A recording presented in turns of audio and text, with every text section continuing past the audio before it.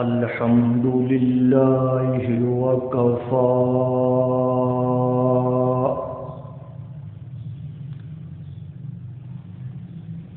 والصلاة والسلام على سيد الرسل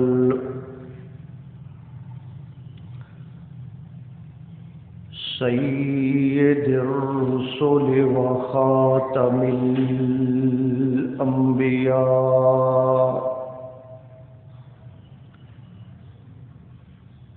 وعلى آله وأصحابه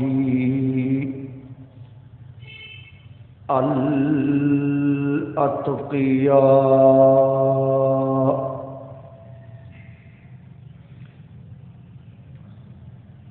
الذين هم خلاصة العرب العرباء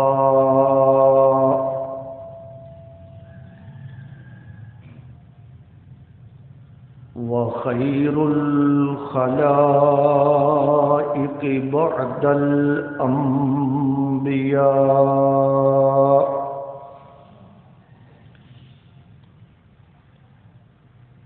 أما بعد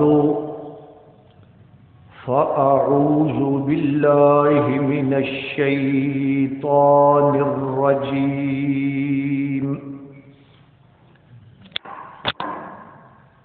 بسم الله الرحمن الرحيم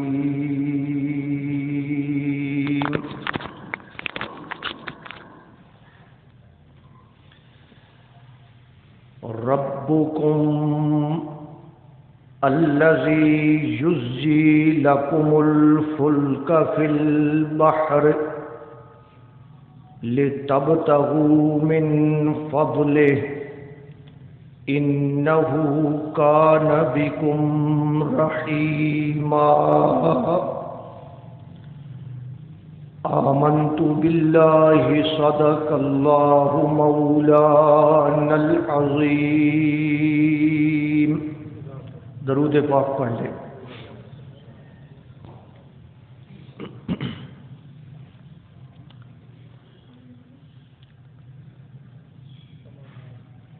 بحمد اللہ بفضل اللہ آپ حضرات کی خدمت میں قرآن مجید فرقان حمید کے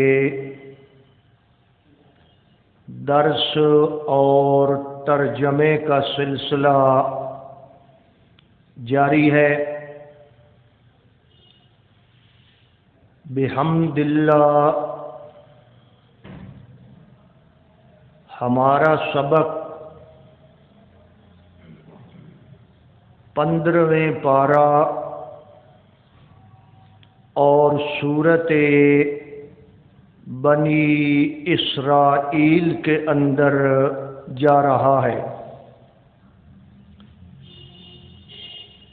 پچھلے بیانات میں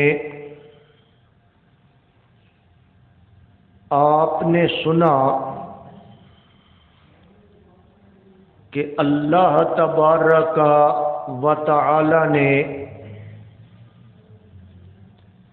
شیطان کا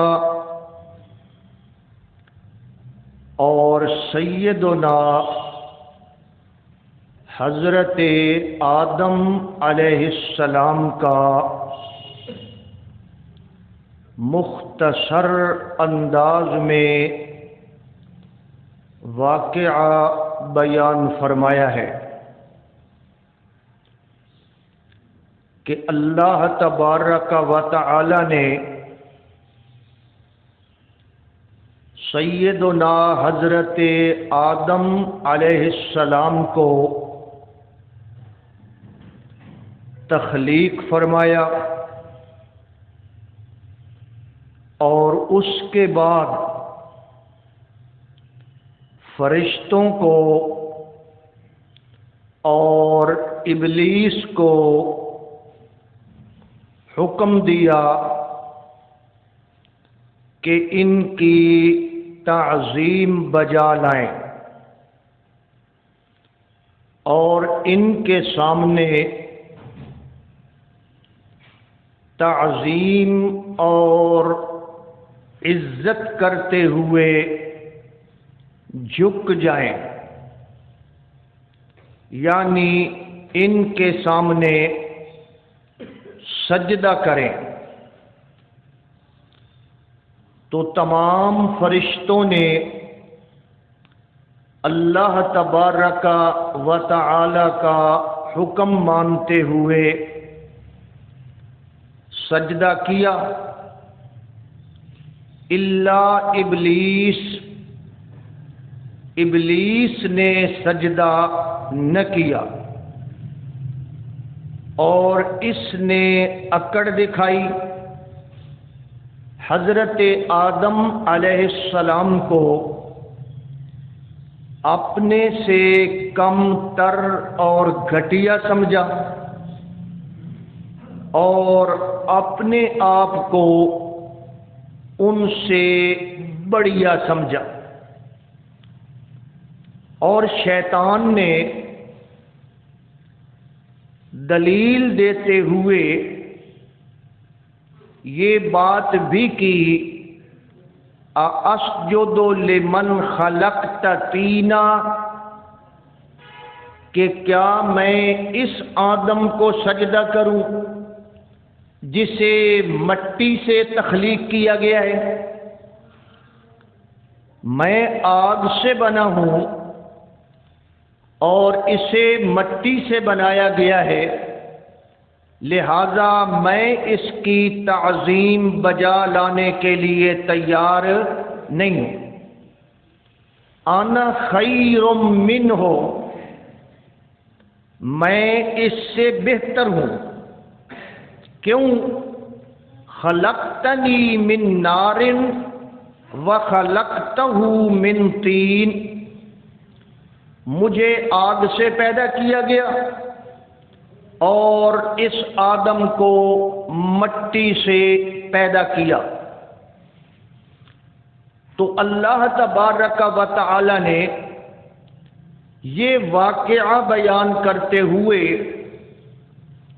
ہمیں شیطان سے نفرت دلائی ہے کہ شیطان تمہارا دوست نہ ہے اور نہ تھا اور نہ آئندہ ہو سکتا ہے۔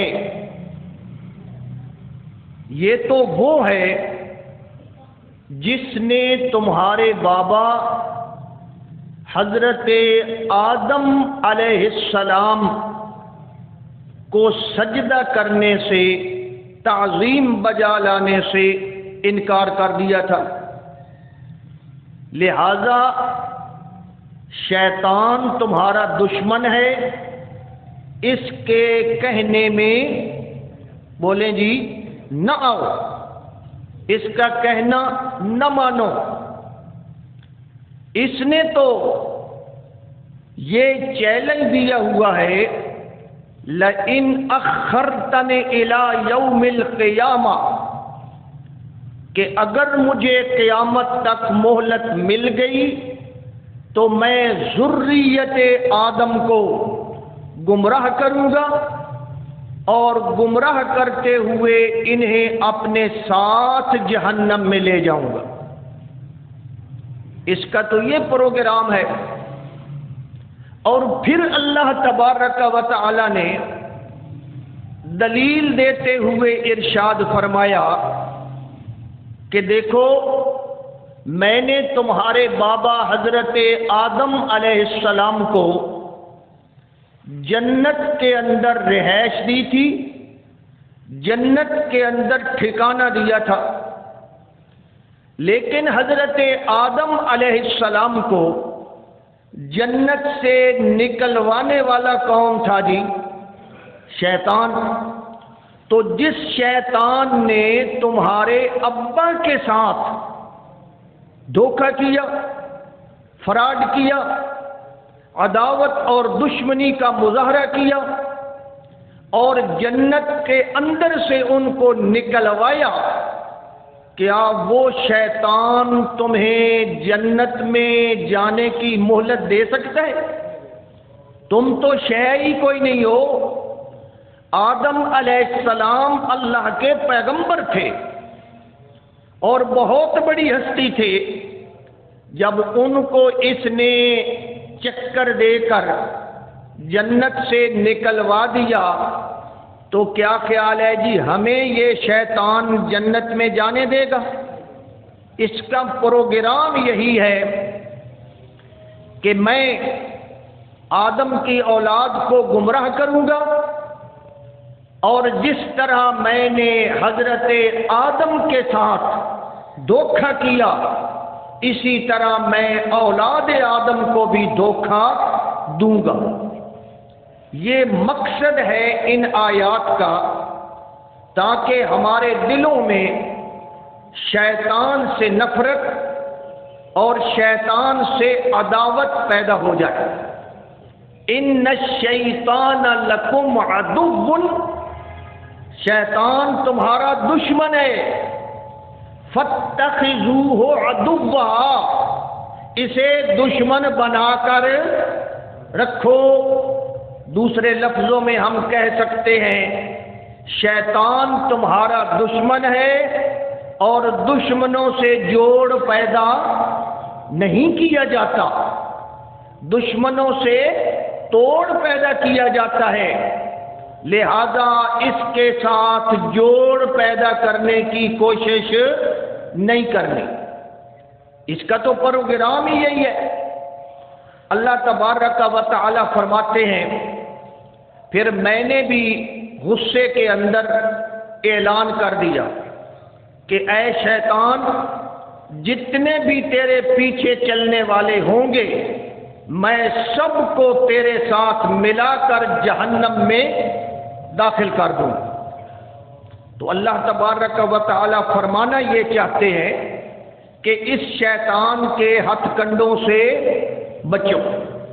اور پھر میں نے عرض کیا تھا کہ اللہ تبارک و تعالی نے صرف ہمیں شیطان سے ہٹانے کی کوشش نہیں کی کہ اس کے راستے پہ نہ چلو، اس کے پیچھے نہ چلو، صرف اتنی بات نہیں، اللہ نے شیطان کے مقابلے میں ہمارے لیے صراط مستقیم قائم فرمایا۔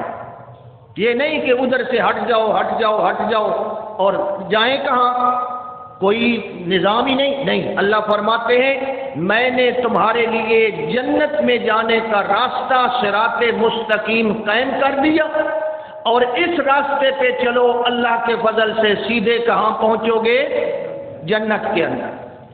وَأَنَّ هَذَا صِرَاطِي مُسْتَقِيمًا فَاتَّبِعُوهُ، یہ صراط مستقیم، یہ قرآن مجید، یہ قرآن مجید، یہ صراط مستقیم ہے، یہ جنت کی گارنٹی دیتا ہے، یہ ہدایت کی گارنٹی دیتا ہے، اور جو اس کے پیچھے چلے گا وہ کہاں پہنچے گا؟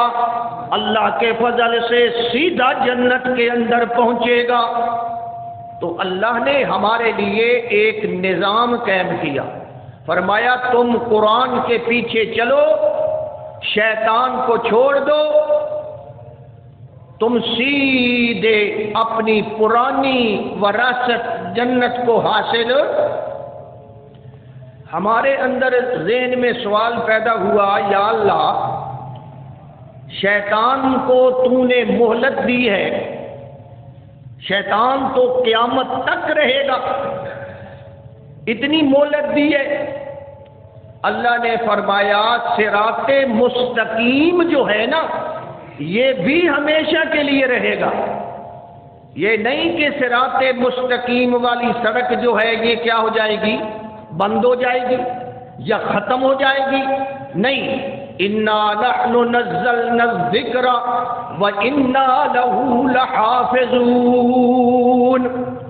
اگر جہنم کی طرف بلانے والا شیطان، اس کو میں نے لمبی زندگی اور لمبی مدت اور مہلت عطا فرمائی ہے، تو اس کے مقابلے میں نے قرآن والا رستہ بھی ہمیشہ کے لیے محفوظ کر دیا ہے۔ اس لیے تم نے کس رستے پہ چلنا ہے؟ اللہ کے قرآن والے رستے۔ اللہ کے نبی تو فوت ہو گئے نا، وہ ہمیں قرآن پہنچا کر، یہ تو بڑا ٹریجڈی بن گئی، مسئلہ بن گیا جی، نبی پاک فوت ہو گئے۔ اوے اللہ کے بندو، نبی نے تو فوت ہونا تھا اور وہ فوت ہو گئے، لیکن ہمیں اکیلا چھوڑ کر نہیں گئے، ہمیں رستے پہ ڈال کر گئے، رستے پہ ڈال کر گئے ہیں کہ یہ ہے سیدھا رستہ، اب اس پہ چلنا تمہارا کام اور جنت میں پہنچانا اللہ کا کام۔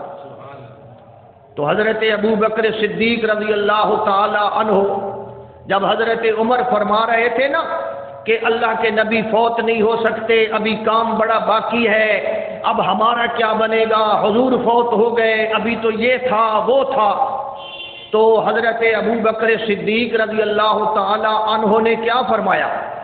فرمایا کہ اللہ کے نبی نے تو فوت ہونا تھا، وہ فوت ہو چکے ہیں، وہ خدا نہیں تھے، وہ خدا کا پیغام پہنچانے کے لیے آئے تھے اور انہوں نے خدا کا پیغام پہنچا دیا۔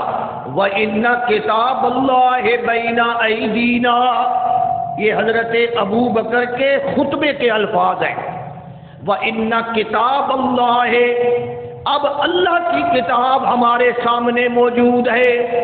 وَهُوَ النُّورُ وَالشِّفَاءُ، یہی کتاب ہمیں روشنی دے گی اور اسی کتاب کی وجہ سے ہم جنت تک پہنچیں گے۔ تو کتاب موجود ہے یا نہیں ہے؟ یا کتاب بھی ایکسپائر ہو گئی ہے؟ جی، بندے ایکسپائر ہو جاتے ہیں لیکن اللہ کی کتاب ایکسپائر نہیں ہوئی۔ کیوں؟ کہ مقابلے میں شیطان کھڑا ہے اور مقابلے میں جنت کا راستہ دکھانے والی گائیڈ بک بھی وہ ہمارے سامنے موجود ہے۔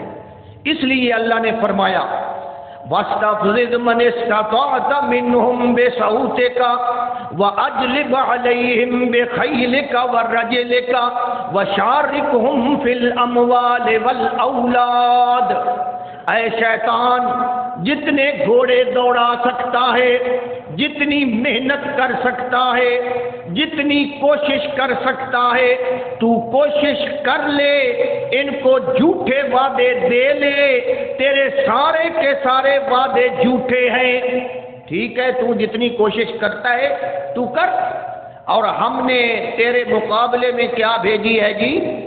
اللہ کی کتاب۔ کیا ہے جی؟ اللہ کی۔ اور جو قرآن کے ساتھ لگے گا وہ شیطان کے ہتھ کنڈوں سے، اور جو قرآن کو چھوڑے گا وہ شیطان کے جال میں۔ یہ اللہ کے قرآن کا مسئلہ ہے، میرا مسئلہ نہیں ہے۔ قرآن کے قریب آ جاؤ، اللہ کے فضل سے شیطان کے اثرات کم ہو جائیں گے، اس کے حملے ناکام ہو جائیں گے۔ قرآن سے دور ہو جاؤ، بس ایسے ہی سمجھیں کہ جیسے ایک چوزا اپنی ماں سے ذرا دور ہوتا ہے تو جھپٹنے والی چیل، جھپٹنے والے باغ وہ کیا ہوتے ہیں جی؟ موجود ہوتے ہیں۔ وہ جناب وَمَن يُشْرِكْ بِاللَّهِ فَكَأَنَّمَا خَرَّ مِنَ السَّمَاءِ فَتَخْطَفُهُ الطَّيْرُ أَوْ تَهْوِي بِهِ الرِّيحُ، فرمایا جو شرک کرتا ہے، جو قرآن سے دور ہوتا ہے، اس کی مثال ایسے ہے کہ اس کو جناب پرندے اچک لیتے ہیں، جاٹا مارن والے چیلنج بھائی اپنی حفاظت والی جگہ سے یہ کیا ہو گیا ہے جی؟ باہر نکل آیا ہے حصار سے، لہذا اب اس کو جپٹ لو، اور جپٹنے والے موجود ہیں۔ ہاں، وَمَنْ أَعْرَضَ عَنْ ذِكْرِي وَمَنْ يَعْشُ عَنْ ذِكْرِ الرَّحْمَنِ، یہ قرآن کی آیت ہے۔ وَمَنْ يَعْشُ عَنْ ذِكْرِ الرَّحْمَنِ، جو رحمان کے ذکر سے کیا مراد ہے؟ تفسیریں دیکھیں، میری زبان پہ اعتبار بے شک نہ کریں۔ جو قرآن سے دور ہوتا ہے، یا شودا ساڈی زبان میں نہ ہوں تو سمجھ آنا ہے، جو قرآن کو اگنور کرتا ہے. کیا کرتا ہے جی؟ قرآن کو اگنور کرتا ہے. نقیض لہو شیطانا، اس کے اوپر شیطان مسلط ہو جاتا ہے. تو جتنا قرآن کے قریب رہو گے شیطان کے حملے سے محفوظ رہو گے، اور جتنا قرآن سے دور ہوگے نقیض لہو شیطانا، پھر شیطان تمہارے اوپر حملہ کرے گا. اور اگلی پرابلم یہ ہے وَإِنَّهُمْ لَيَصُدُّونَهُمْ عَنِ السَّبِيلِ، وہ تمہیں سیدھے رستے سے ہٹائے گا. سیدھا رستہ کون سا ہے جی؟ قرآن والا. سیدھے رستے سے ہٹائے گا. وَيَحْسَبُونَ أَنَّهُمْ مُهْتَدُونَ، اور تمہارے دل میں یہ خیال ڈالے گا کہ تم ٹھیک ہو.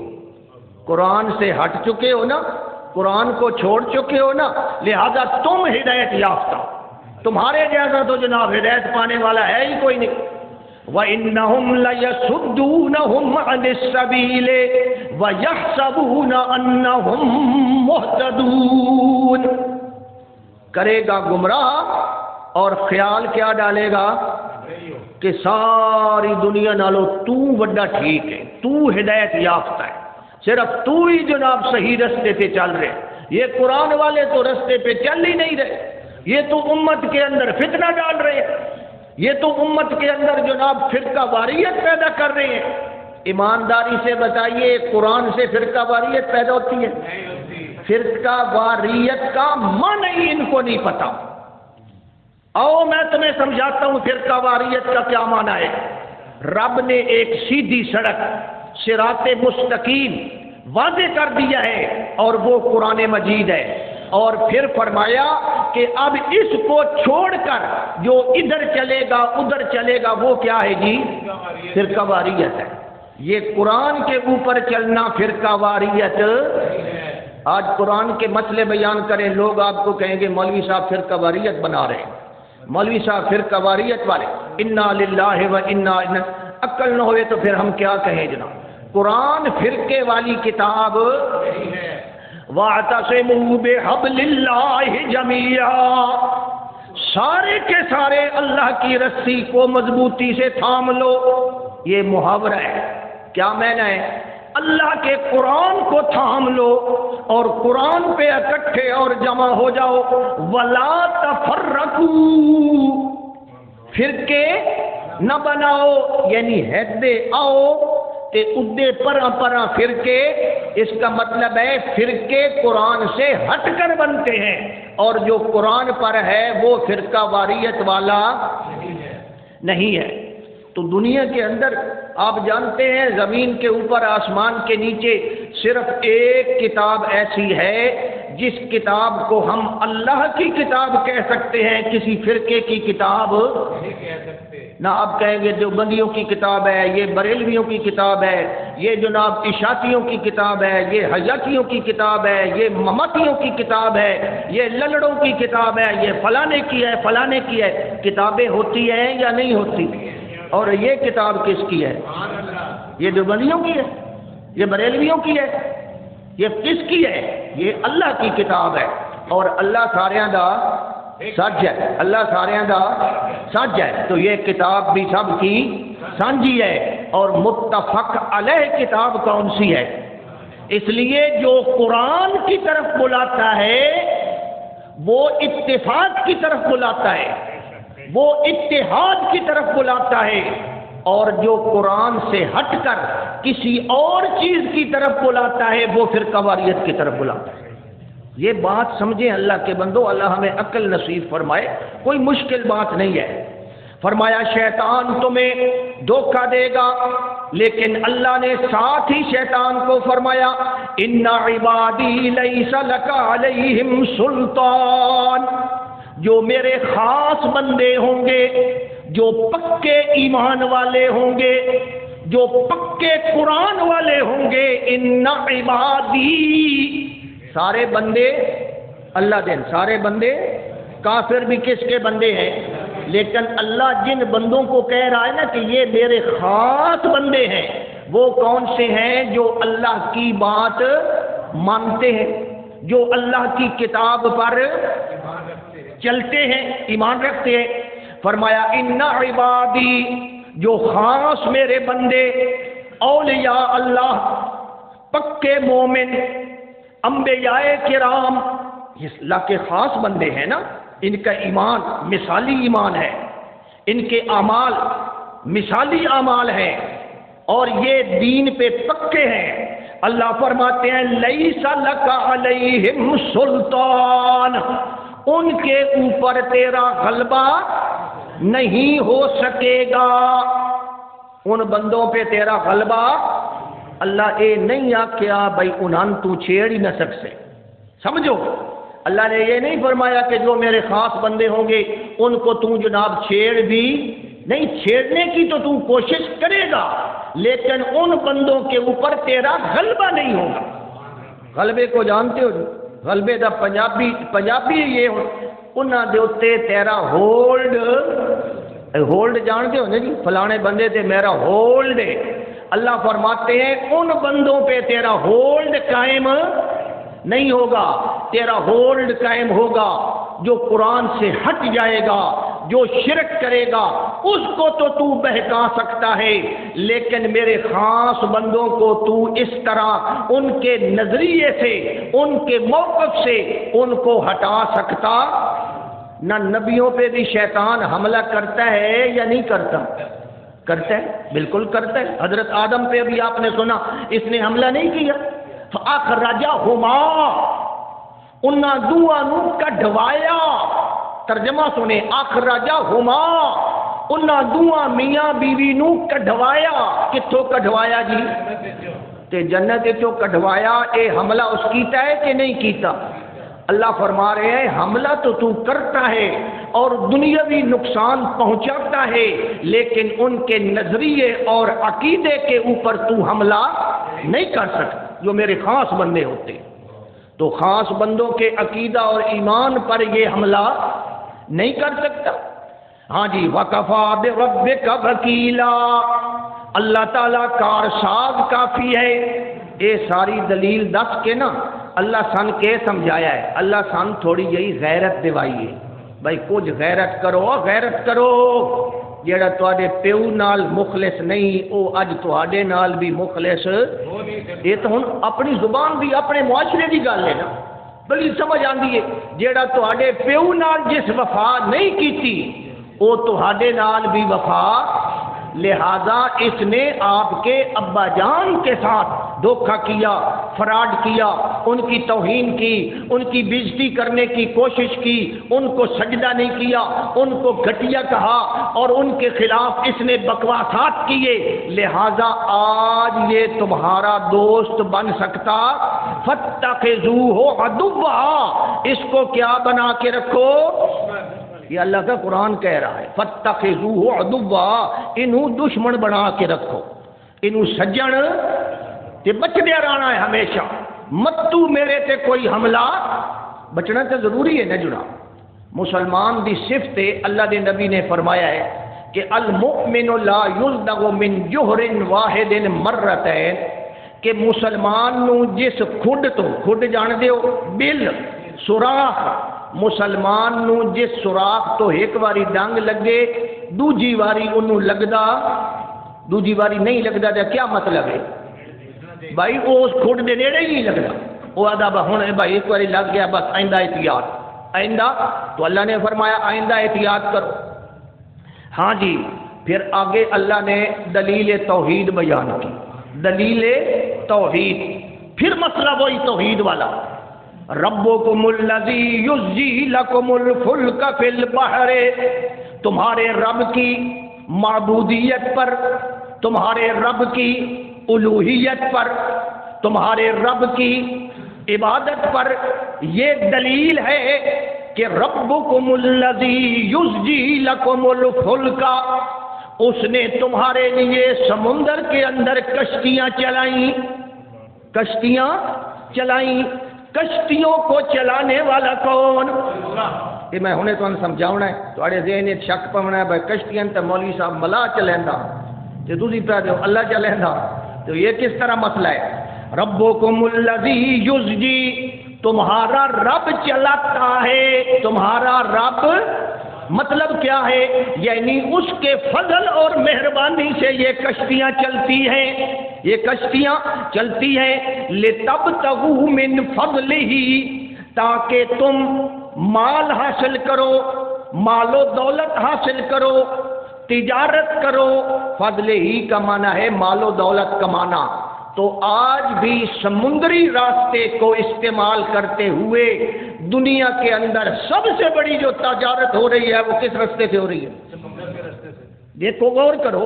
ٹھیک ہے کچھ ہوائی جہاز کے ذریعے بھی جناب چیزیں ادھر ادھر جاتی ہیں، جناب والا خشکی کے ذریعے بھی جاتی ہیں، لیکن آج بھی تجارت کا سب سے بڑا ذریعہ کیا ہے جی؟ سمندر. اسی لیے اللہ فرمایا لِتَبْتَغُوا مِنْ فَضْلِهِ، تاکہ تم تجارت کرو. اتنے بڑے بڑے ٹینکر جناب والا اے ویکھو نے جڑے ہے ٹینکر بڑے ہوندے جناب، کتنے بڑے بڑے ہیں جناب، اور کتنے جناب ایک ڈبہ کتنا ہے؟ اتنا ساڈا کمرہ نہیں جتنا یہ ڈبہ ہے. کیا دیو جی؟ کنٹینر ویکھو ہی نہیں انجے ہار دے سینکڑے کنٹینر بھرے ہوئے بحری جہاز دے وچ ہوندے. اندازہ لاؤ پھر کتنا بڑا یہ ذریعہ ہے سمندر. اور جن کے پاس سمندر نہیں ہے وہ ملک پریشان ہے کہ ہائے ہماری تجارت چل نہیں سکتی. اگر ہمارے پاس سمندر ہوتا نا تو اس کے ذریعے ہم باقی دنیا پہ ساتھ کیا کرتے. اسی لیے تو یہ گوادر کی پورٹ بنائی گئی ہے، یہ اسی لیے بنائی گئی ہے جناب. تو اللہ فرماتے ہیں میں نے سمندر کے اندر کشتیاں چلائی، میں نے جہاز چلائے، میں نے تمہیں عقل و فہم عطا کیا. عقل و فہم کس نے عطا کیا جی؟ اللہ نے. اور اس کے فضل سے کشتیاں چلتی ہیں. اگر وہ ڈبونا چاہے ڈبو سکتا ہے کہ نہیں ڈبو سکتا؟ اللہ ڈبونا چاہے تو. اچھا ایک اور مطلب، اب یہ تھوڑی سی سائنس کی بات ہے، سمجھے. ربکم الذی یزجی لکم الفلک، یہ کشتیاں اللہ نے چلائی ہیں. یہ کشتیاں کس نے چلائی ہیں؟ لِتَبْتَغُوا مِنْ فَضْلِهِ، تاکہ تم روزی کماؤ، روزی حاصل کرو. اللہ نے کیسے چلائی ہے؟ پانی کے اندر اللہ نے ایک خوبی رکھی ہے. سمجھے بات کو؟ پانی کے اندر اللہ نے ایک خوبی رکھی ہے کہ پانی کے اندر اچھال کی قوت ہے. اچھال کا مطلب کیا ہے جی؟ اتنا چامنا پانی اوپر کو اٹھاتا ہے، اور اسی اصول کی بنیاد پہ کشتیاں چلتی ہیں. اگر اللہ یہ پانی کے اندر اچھال کی قوت نہ رکھتا تو کشتیاں چلتی، کشتیاں ڈوب جاتی جناب والا، کشتیاں ختم ہو جاتی. لیکن پانی کے اندر یہ اچھال کی قوت، یہ سائنس کا قانون ہے. اچھال کی قوت رکھنے والا کون ہے جی؟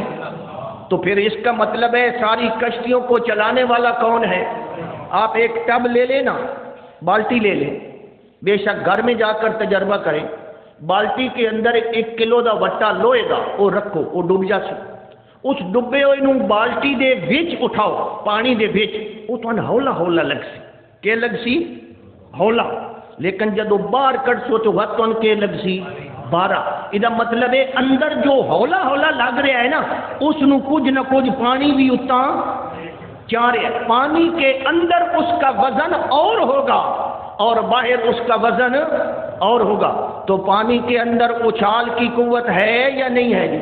یہ اچھال کی قوت اس کے اندر کس نے رکھی ہے؟ یہ اللہ نے رکھی ہے. پھر پانی کی دوسری صفت یہ ہے کہ پانی اپنی سطح کو ہموار رکھتا ہے. کیا رکھتا ہے جی؟ ہموار.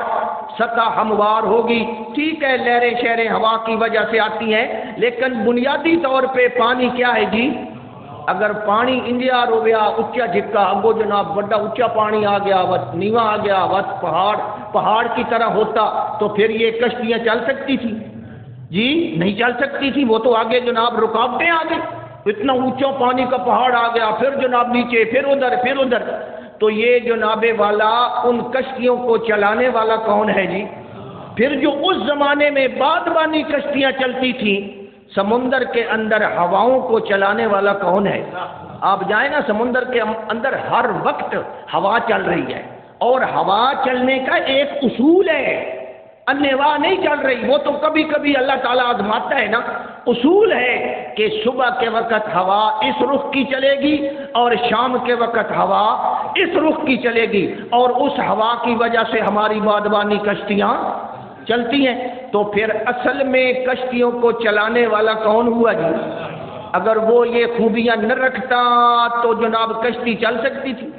اب سمندر کے اندر، پانی کے اندر ایک سوئی ڈالے جس کا وزن جناب 1 گرام بھی نہیں بنتا، سوئی ڈالیں وہ ڈوب جائے گی، اور اتنا بڑا لوہے کا جہاز وہ نہیں ڈوبتا۔ یہ ہم نے ایک اصول استعمال کیا ہے، اور وہ اصول ہمیں ہمارے ذہن سے سمجھ آیا ہے، لیکن اس اصول کو بنانے والا اور قائم کرنے والا کون ہے؟ اللہ نے وہ بنایا ہے جناب، ہم نے تو صرف دریافت کیا نا، ہم نے تو جناب وہ ڈسکور کیا کہ جناب یہ اصول ہے اس میں، لیکن اس اصول کو پانی کے اندر رکھنے والا کون ہے؟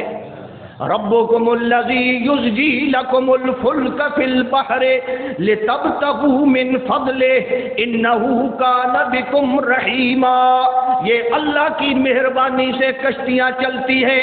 پھر آگے اللہ فرماتے ہیں وَإِذَا مَسَّكُمُ الضُّرُّ فِي الْبَحْرِ، او مشرکو، او سمندر کے اندر سفر کرنے والوں، تمہاری اپنی حالت یہ ہے وَإِذَا مَسَّكُمُ الضُّرُّ فِي الْبَحْرِ من تدعون الا اياه، جب سمندری سفر کے اندر تمہیں کوئی پرابلم پیدا ہو جاتی ہے، مشکلات پیدا ہو جاتی ہیں، طوفان آ جاتا ہے، جکھڑ آ جاتا ہے، لہریں آ جاتی ہیں، یہ تو ہوتا ہے جناب۔ جس سمندر کا دریا کا سفر کرنا ہے، یہ چیز نال یہ خطرات تو ہونے، یہ تو لازمن ہونے ہیں، کبھی کبھی تیز ہوا، کبھی کبھی طوفان، کبھی کبھی گرداب، کبھی کبھی سمندر کی دریا کی لہریں آ جاتی ہیں۔ اللہ فرماتے ہیں پھر اس وقت تمہاری کیا حالت ہوتی ہے؟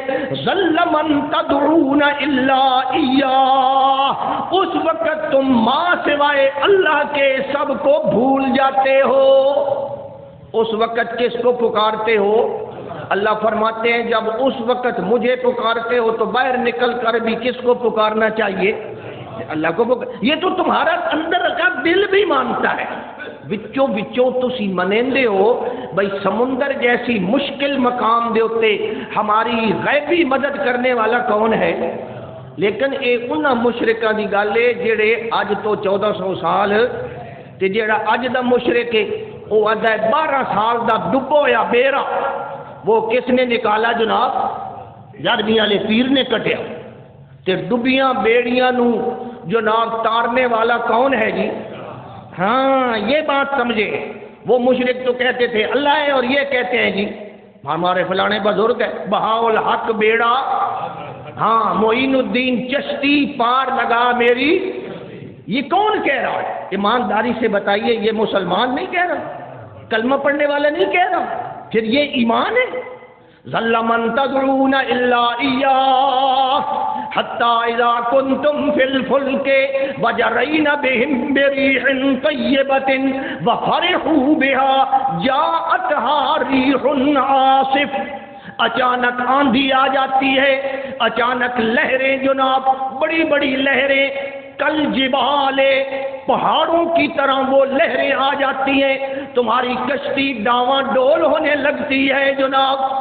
کشتی کے اندر جب یہ صورت پیدا ہو جاتی ہے پھر تم بیٹھے ہوتے ہو بڑے آرام سے، وجاءہم الموج من کل مکان، ہر طرف سے لہریں ہی لہریں، تھپیڑے ہی تھپیڑے، تھپیڑے تو جانتے ہو نا تلاتم، تھپیڑے ہی تھپیڑے، دھکے ہی دھکے پانی دیاں لہراں دے، وجاءہم الموج من کل مکان وظنوا، اس وقت تمہیں اندر سے تسلی ہو جاتی ہے کہ اب گر گئے، اب بچنے کی کوئی شکل، نہ اتنے کوئی نظام ہے، نہ کوئی ٹیلی فون ہے، نہ کوئی موبائل ہے، نہ کوئی اور سسٹم ہے، نہ کسی جناب ہیلی کاپٹر والے نہ سی اطلاع دے سکتے ہیں، اس زمانے کی بات ہے۔ تو اب جناب رات کا اندھیرا ہے، یہ کشتی اکیلی سمندر میں جا رہی ہے، ایمانداری سے بتائیے پچھلے کوئی خبر ہے؟ آج کل تو چلو ہوندی ہے نا، اس زمانے کی بات کریں، پچھلے کوئی خبر ہے؟ اگلے کوئی خبر ہے؟ گھر والوں کو کوئی خبر ہے جناب؟ اس وقت بندہ کہتا ہے ہوئے ہون کے گیا، ہون مر گئے، ہون پھسے ہون بچ نہ سکتے، کوئی رستہ نہیں ہے بچنے کا۔ اور اس وقت مشرک کے دل کے اندر ایک چھوٹی سی روشنی کی کرن پیدا ہوتی ہے، ہدایت کی کرن پیدا ہوتی ہے۔ مشرک کے دل میں یہ خیال آتا ہے کہ نہیں نہیں، دروازے تو سارے بند ہو چکے ہیں لیکن ایک دروازہ اب بھی کھلا ہے۔ مشرک مانتا ہے یا نہیں مانتا؟ اس زمانے کا مشرک۔ پھر تم کیا کرتے ہو؟ دعوا اللہ مخلصین لہ الدین، کس کو پکارتے ہو؟ مخلصین، خالص پکارتے ہو۔ او انہاں نہ دے پنجاں تے 12 دا واسطہ ہی تے فلانے دا بھی واسطہ ہی تے یا اللہ نہ، مخلصین خالص اللہ کو پکارتے تھے۔ اللہ فرماتے ہیں یہ تو ٹھیک کیتا ہے، یہ میں کوئی آبجیکشن نہیں، میں کوئی اعتراض نہیں، بھائی تسا خالص اللہ نو پکاریا ہے، بڑا اچھا کیتا نے۔ اعتراض میں اگلی گل تے فلما نجاہم الی البر، اعتراض میں اس گل تے کہ جب تم نجات پا جاتے ہو، خشکی پہ پہنچ جاتے ہو، اذا ہم یشرکون، پھر کیا شروع کر دیتے ہو؟ شرک شروع کر دیتے ہو۔ جب وہاں خالص اللہ کو پکارا تو خشکی پر بھی کس کو پکارنا چاہیے؟ یہ کشتیوں کو پار لگانا یہ کس کا اختیار ہے؟